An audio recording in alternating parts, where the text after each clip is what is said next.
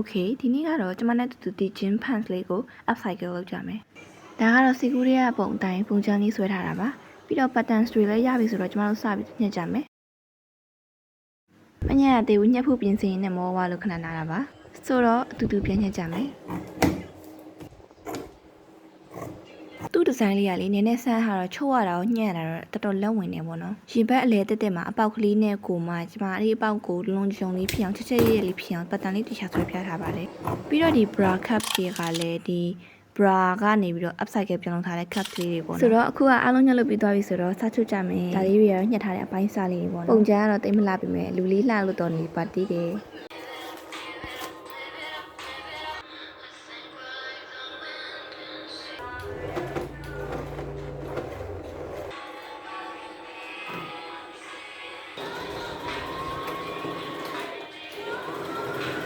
ဆိုတော့အားလုံးချုပ်လုပ်ပြီးသွားပြီဆိုတော့ဒီမှာပေါ့နော် final result လေးကတော့ဒီလိုလေးပေါ့နော်ဒါပေမဲ့ကျမဒီလက်ချုပ်မလိုက်ရသေးဘူးအနာသိမ့်မတက်ရသေးဘူးပေါ့နော်ဒါဒီလောက်နဲ့ဒီ laminate ချင်းနေဖွင့်လာတာမူးဝင်နေတော့တခါတည်းဗီဒီယိုရိုက်ပလိုက်တာတညနဲ့တခြားလေးတော့ချုံမတက်ရသေးဘူးပေါ့နော်ဒါပေမဲ့အရင်ကြည့်လို့လာပါတယ်ဒီရင်ဘတ်လေးကအပေါက်ကဒီအထက်တစ်ခုလုံးရဲ့ details ပေါ့နော်ဆိုတော့အားလုံးပဲအဆုံးထိကြည့်ရှုပြီးလို့ကျေးဇူးတင်ပါတယ်ရှင်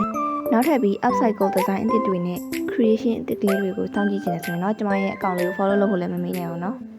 အားလုံးပဲတတနောက်ဗီဒီယိုမှာပြန်တွေ့မယ်နော်